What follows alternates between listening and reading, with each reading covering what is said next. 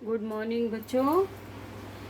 Good morning बच्चों। कक्षा 12 के सभी छात्राएं ध्यान दें। मैं आपको अलंकार पढ़ा रही थी और अलंकारों में मैंने आपको पढ़ाया था कि अलंकारों के भेद कितने होते हैं। अर्थात अलंकारों के मैंने आपको 2 भेद बताए थे, शब्द अलंकार और अर्थालंकार।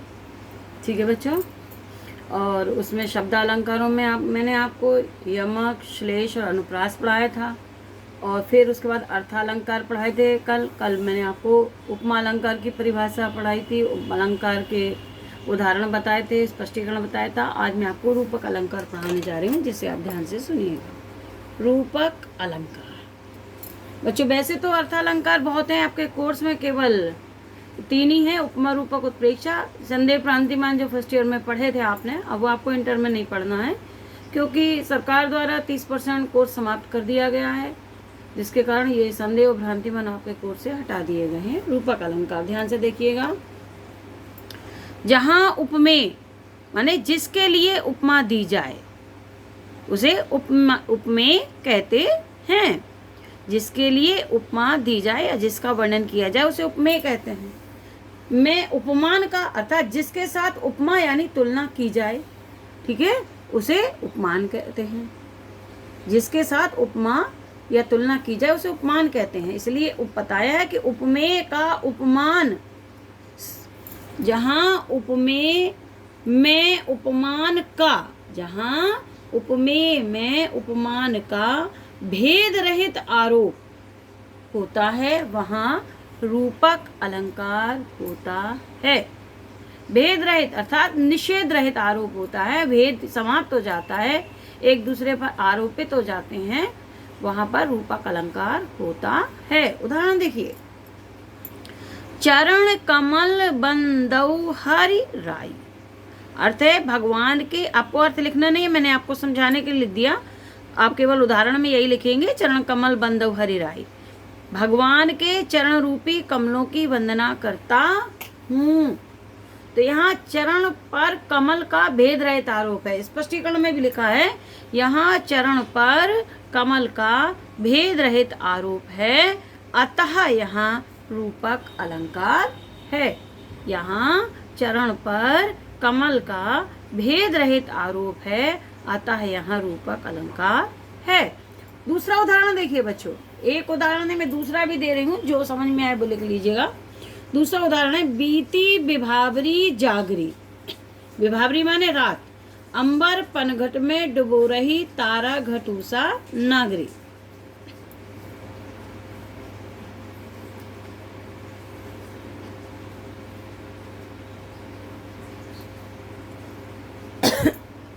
रात प्रभात का वर्णन जयशंकर प्रसाद जी का गीत है ये। हे सखी रात्रि बीत गई है, अब तू जाग, अंबर रूपी पनघट में तारे रूपी घड़ों को उषा रूपी चतुर स्त्री डुबो रही है। अर्थात प्रभात हो रहा है और आकाश में तारे डूब रहे हैं। ठीक है, तो अब यहाँ स्पष्टीकरण में क्या लिखेंगे, अंबर में पनघट का, तारों में घड़ों का, घट माने घड़ा होता है, उषा में चतुर स्त्री, उषा माने प्रभात में चतुर स्त्री का भेद रहित आरोप है, अतः यहाँ रूपक अलंकार है। मैंने नीचे लिख भी दिया ऊपर समझाने के बाद। यहाँ अंबर में पनघट का, तारों में घड़ों का तथा उषा में नागरी माने चतुर स्त्री का भेद रहित आरोप है, अतः यहाँ रूपक अलंकार है। आगे बच्चों रूपक समझ में। अब देखिए उत्प्रेक्षा अलंकार। अब उत्प्रेक्षा की परिभाषा देखिएगा, जहां उपमेय में उपमान की संभावना व्यक्त की जाती है, वहां उत्प्रेक्षा अलंकार होता है। ठीक है, संभावना माने मान लिया जाता है, माना ऐसा है, माना ऐसा है। ठीक है, जहां उपमेय में उपमान की संभावना व्यक्त की जाती है, वहां उत्प्रेक्षा अलंकार होता है। ठीक है, उत्प्रेक्षा को व्यक्त करने के लिए मन, मनहु, मानो, जानो, जाने हूँ आदि वाचक शब्दों का प्रयोग किया जाता है। अर्थात जहाँ उत्प्रेक्षा होगा वहाँ ये शब्द आएंगे, मनु, मानो, जानो, मानो, ये शब्द जहाँ पर आएंगे वहाँ पर उत्प्रेक्षा अलंकार होगा। इसलिए मैंने आपको लिख भी दिया। वैसे आप परिभाषा इतने लिखेंगे, यहाँ पर उपमेय में उपमान की संभावना की जाती है, वहाँ उत्प्रेक्षा अलंकार होता है। लिखना चाहे तो ये भी लिख दें, यहाँ उत्प्रेक्षा को व्यक्त करने के लिए मनु, मानो, मानो, जानो, जानाऊं आदि शब्दों का प्रयोग किया जाता है। जिसे लिखा है उत्प्रेक्षा को व्यक्त करने के लिए मनु, मानेऊ, मानो, जानो, जानेऊ आदि वाचक शब्दों का प्रयोग किया जाता है। उदाहरण देखिए, सोहत ओढ़े पीत पटु श्याम सलोने गात, मनहु नील मणि शैल पर आतप पर्यो प्रभात। सोहत ओढ़े पीत पट, भगवान कृष्ण अपने श्याम शरीर पर पीतांबर ओढ़े हुए हैं। पीत पट, पट माने पीला वस्त्र, पीत माने पीला, श्याम सलोने गात, श्याम सलोने गात माने शरीर पर। तो कैसा लग रहा है? मानो नीलमणि पर्वत पर आतप पर्यो प्रभात, प्रभात की धूप पड़ रही हो। मानो नीलमणि पर्वत पर प्रभात की धूप पड़ रही हो। ठीक है, स्पष्टीकरण में लिखा है, यहाँ कृष्ण के श्याम गात में नीलमणि पर्वत की, ठीक है, यहाँ श्री कृष्ण के श्याम गात में नीलमणि पर्वत की तथा पीत पटु में प्रभात के आतप यानी धूप, आतप का मतलब धूप की संभावना व्यक्त की गई है। ठीक है, आतप की अगर लिखना चाहे तो यहाँ ये भी लिख सकते हैं, धूप की, समझने के लिए।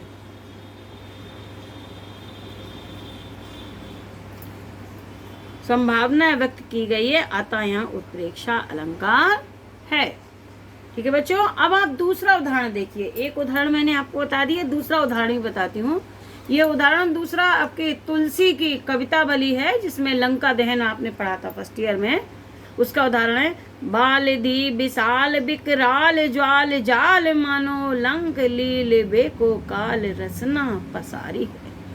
ठीक है, बालिदी माने पूछ, विशाल माने विशाल, विकराल माने भयंकर, ज्वाल जाल माने अग्नि का सम। हनुमान जी की विशाल पूछ से अग्नि की ज्वालाएं निकल रही हैं। वे ऐसे लग रही हैं मानो लंक लीलबे, लंका को निगल जाने के लिए, काल ने रसना माने जीव को, पसारी माने फैलाया हो। मानो लंका को निगल जाने के लिए काल ने अपनी जीव को फैलाया हो। ऐसी हनुमान जी की विशाल पूछ से अग्नि की ज्वालाएं निकल रही हैं, जो ऐसी लग रही हैं मानो लंका को निगल जाने के लिए काल ने अपनी जीव को फैलाया हो। स्पष्टीकरण देखिए, बालिदी विशाल माने बच्चों, यहाँ हमने विशाल लिखा क्योंकि तुलसीदास जी ने अपने पूरे साहित्य में सीटी वाले शाह का प्रयोग नहीं किया। तो बालिदी विशाल माने हनुमान जी की विशाल पूछ में काल रसना माने काल की जीव की संभावना व्यक्त की गई है, अतः यहाँ उत्प्रेक्षा अलंकार है। स्पष्ट कर दिया मैंने, बालिदी विशाल ब्रैकेट में लिख दिया, हनुमान जी की विशाल पूछ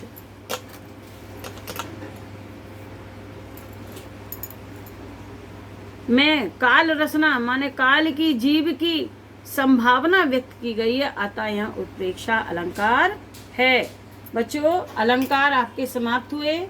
अब आपको आगे छंद रह गए हैं आपके। रस छंद अलंकारों में रस मैंने पढ़ा दिए, अलंकार पढ़ा दिए, छंद रह गए हैं। छंद में आपको बाद में पढ़ाऊंगी।